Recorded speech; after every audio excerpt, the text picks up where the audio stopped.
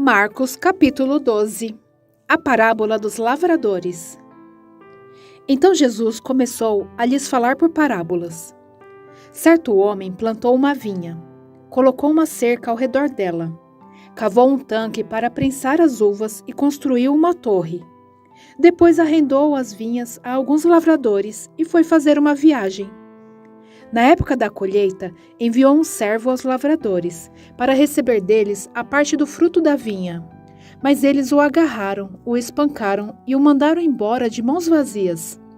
Então enviou-lhes outro servo, e lhe bateram na cabeça e humilharam. E enviou ainda outro, o qual mataram. Enviou muitos outros, em alguns bateram, a outros mataram. Falta-lhe ainda um para enviar, o seu filho amado. Por fim o enviou, dizendo: A meu filho respeitarão.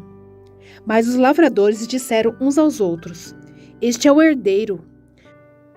Venham, vamos matá-lo, e a herança será nossa.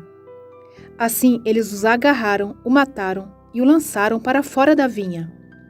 O que fará então o dono da vinha? Virá e matará aqueles lavradores e dará a vinha a outros? Vocês nunca leram essa passagem das Escrituras? A pedra que os construtores rejeitaram tornou-se a pedra angular.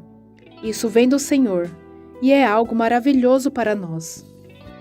Então começaram a procurar um meio de prendê-lo, pois perceberam que era contra eles que havia contado aquela parábola. Mas tinham medo da multidão, por isso o deixaram e foram embora.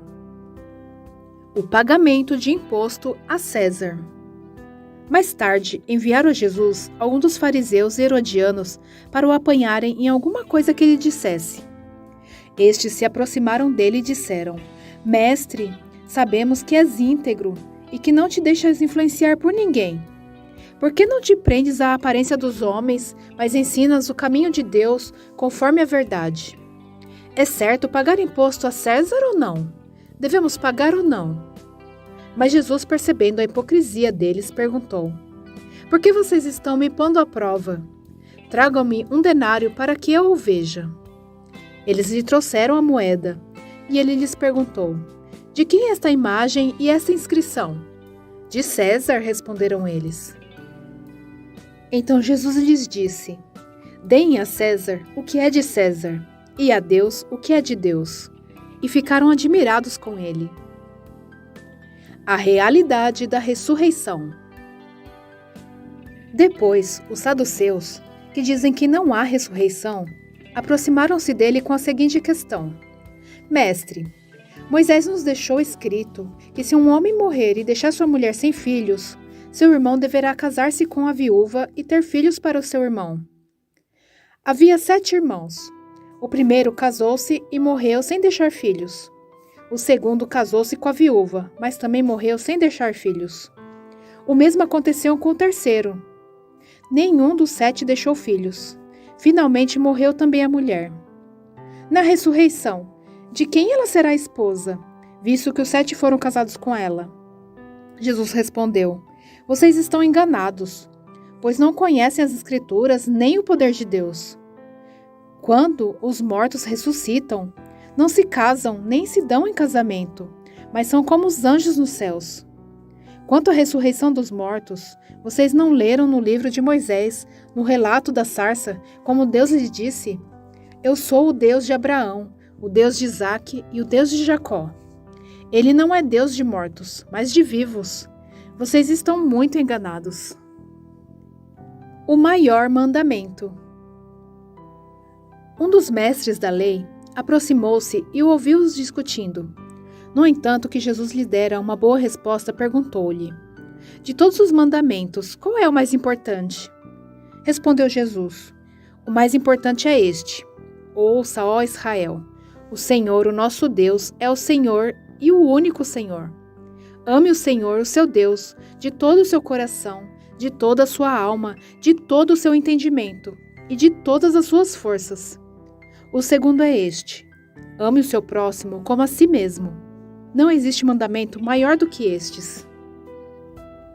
Muito bem, mestre, disse o homem. Está certo ao dizeres que Deus é o único a quem não existe outro além dele. Amá-lo de todo o coração, de todo o entendimento, de todas as forças, e amar ao próximo como a si mesmo é mais importante do que todos os sacrifícios e ofertas. Vendo que ele tinha respondido sabiamente, Jesus lhes disse: Não está longe do reino de Deus. Daí por diante, ninguém mais ousava lhe fazer perguntas. O Cristo é Senhor de Davi. Ensinando no templo, Jesus perguntou: Como os mestres da lei dizem que o Cristo é filho de Davi? O próprio Davi, falando pelo Espírito Santo, disse: O Senhor disse ao meu Senhor: Senta-te à minha direita, até que eu ponha os teus inimigos debaixo de teus pés. O próprio Davi o chama Senhor. Como pode, então, ser ele seu filho? E a grande multidão o ouvia com prazer. Ao ensinar, Jesus dizia: Cuidado com os mestres da lei. Eles fazem questão de andar com roupas especiais, de receber saudações nas praças e de ocupar os lugares mais importantes nas sinagogas e os lugares de honra nos banquetes. Eles devoram as casas das viúvas e, para disfarçar, fazem longas orações. Esses receberão condenação mais severa. A oferta da viúva. Jesus sentou-se em frente do lugar onde eram colocadas as contribuições e observava a multidão colocando dinheiro nas caixas de ofertas. Muitos ricos lançavam ali grandes quantias. Então, uma viúva pobre chegou e colocou 2 pequeninas moedas de cobre, de muito pouco valor. Chamando a si os seus discípulos, Jesus declarou: Afirmo-lhes que esta viúva pobre colocou na caixa de ofertas mais do que todos os outros. Todos deram do que lhes sobrava, mas ela, da sua pobreza, deu tudo o que possuía para viver.